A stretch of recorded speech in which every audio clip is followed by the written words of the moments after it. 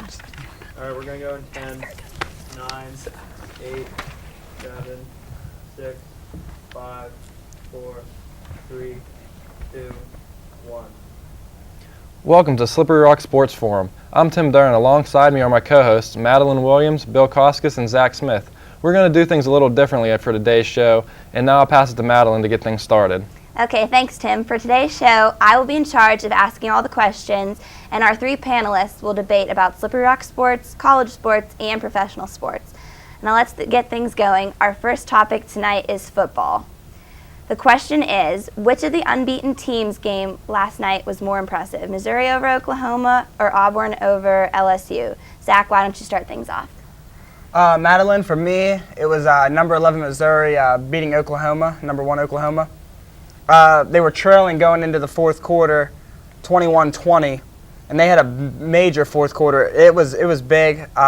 They were able to force turnovers, 2 interceptions on Landry Jones. I think that being number 1, ranked number 1 in the country in Division 1A football is more of a curse rather than a luxury. All right, Tim, what do you think?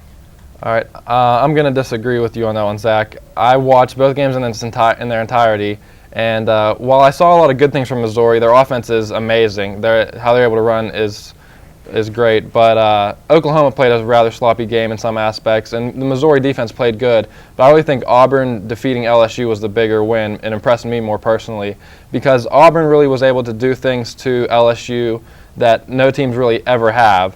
And LSU is a team that really prides themselves on their defense, and how Auburn just ran all over them. They had 440 total rushing yards as a team. Cam Newton had 270 yards, and they just did a great job at beating them at what they do best. And I'm not really sure if Auburn deserved to be up to number 1 in the BCS polls, but they definitely impressed me as one of the top teams in the country. All right, Bill, how about you? The Auburn-LSU games in the SEC were, we all know that's where anything can happen. There's so much parity in that league. I think it's definitely you got to go with Missouri and Oklahoma. Missouri was 0-6 in their last 6 games against Oklahoma coming into this. They held Oklahoma running back DeMarco Murray, who was, in my opinion, a top 10 Heisman candidate coming into it. I think it was just 49 yards they held him to. And there's such a disparity between both of the programs. Oklahoma's always playing in the BCS bowl games. Missouri, once every couple of years, gets to the Big 12 title game and gets knocked off by big programs like Texas and Oklahoma. So definitely the bigger one for Missouri. Definitely the Auburn-LSU game was a great game, but Missouri being able to knock off Oklahoma, they were at home, but still, that's the number 1 ranked team in the country, so I feel that they were able to, deliver a knockout punch and shake things up in the BCS, which is interesting. Yeah, I definitely think both games were very good games. They were interesting games, and they both had some big BCS implications. Right after the Auburn-LSU game, you weren't sure what was going to happen with Auburn. They ended up jumping to number 1 because of the Missouri beating Oklahoma. But I really just think that overall performance by Auburn, how well they played across the board, and they just took care of business when it mattered at the end of the game. And Missouri did the same thing, but Auburn just impressed me overall by how well they played on offense with their running attack against a team that is that good at run defense. I'd kind of like to add something. Does anyone on the panel find it funny that Auburn was able to jump over Boise? As we talked about it last week, that's classic. They jumped Boise, so that's interesting. As we said about the BCS implications, that was something I kind of found funny about the weekend.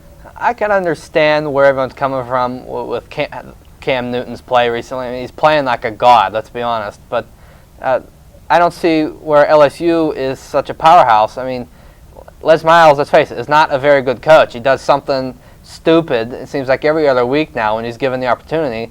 And when they did win the national title, it was a year like this year. We had 3 or 4 number 1 teams knocked off, and I think they went into the championship game with, I think it was 2 losses.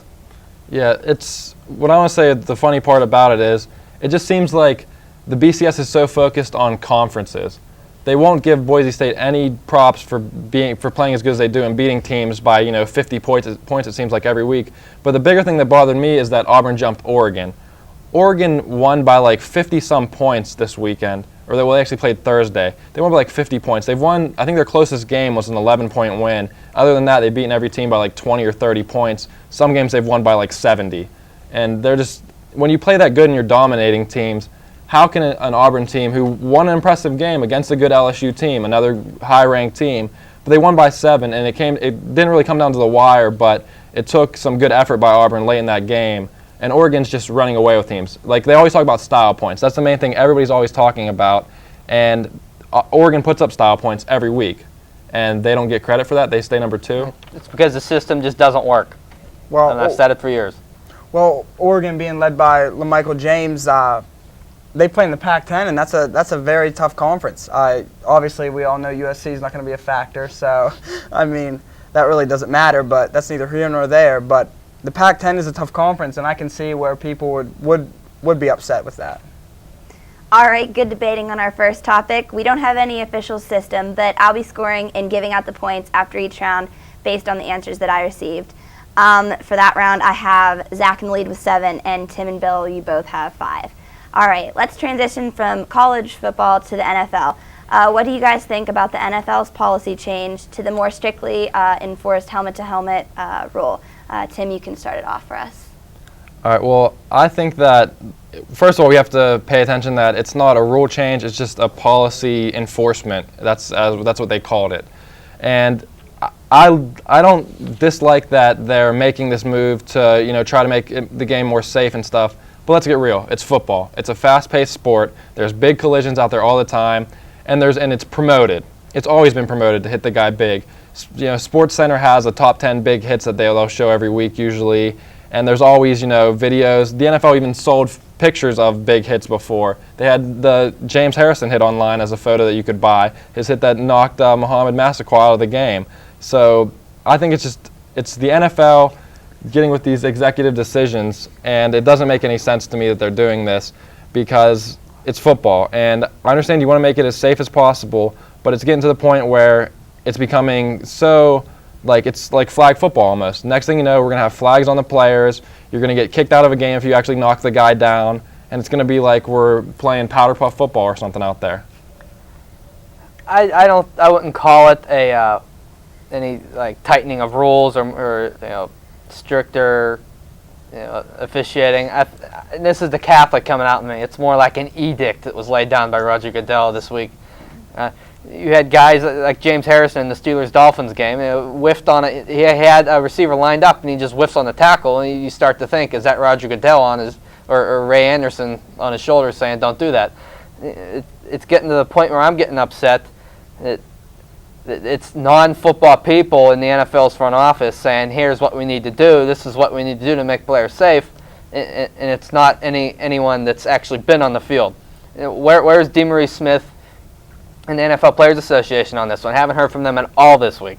And you got guys in the front office saying, all right, you can't hit high. Well, what are we going to do? We're going to establish a strike zone somewhere around the abdominal area? Now guys are going to start hitting low, and it's going to only increase leg and knee injuries, which we've already had a problem with. As everyone's agreed, that football is a fast sport. I mean, collisions are going to happen. It's just obvious. I mean, that's the name of the game. They actually sell a DVD on NFL.com. I saw on ESPN, Mark Schlereth was talking about it. Moment of impact. Yes, Moment of Impact. They sell it. They promote it. You can buy it for like $20 if you want to get yourself a copy. But anyway, hits, collisions, everything's going to happen. They just really need to stop worrying about it. I mean, injuries are going to happen. Roger Goodell he's basically a dictator. I feel feels like he needs to be in control of everything that's happening in the game, and it's kind of overbearing as a fan. But as you said about the non-football people, they invest money in these guys, multi-millions of dollars, so it's only right that they try to protect them somewhat. Protect your players, but, don't affect the game to where it becomes a nuisance and affects players' play, like you said, Harrison.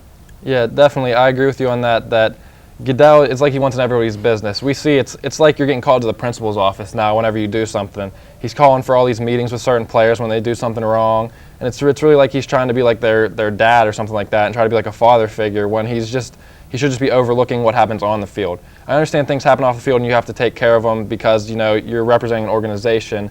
But for this instance, back to the NFL hits, the thing that really bothers me about it is there's going to be some like second-year defenseman trying to make a name for himself, and there's going to be a receiver who catches a ball, he starts to slip or something like that, and all of a sudden the guy dives, he's positioned wrong, takes the guy's head out, there's a helmet-to-helmet impact, and then all of a sudden this guy gets fined or suspended for making one bad play. People start marking him as a dirty player, and all of a sudden this kid's reputation's ruined for no reason.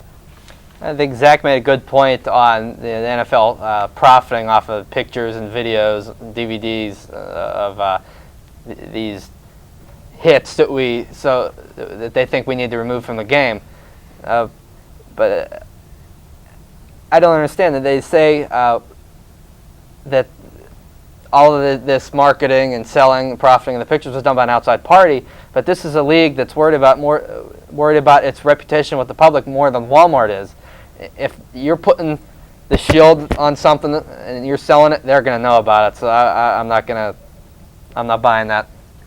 I feel this is a media-driven topic. I mean, you turn on anything remotely related to sports, and that's all you hear about hits. It's really media-driven.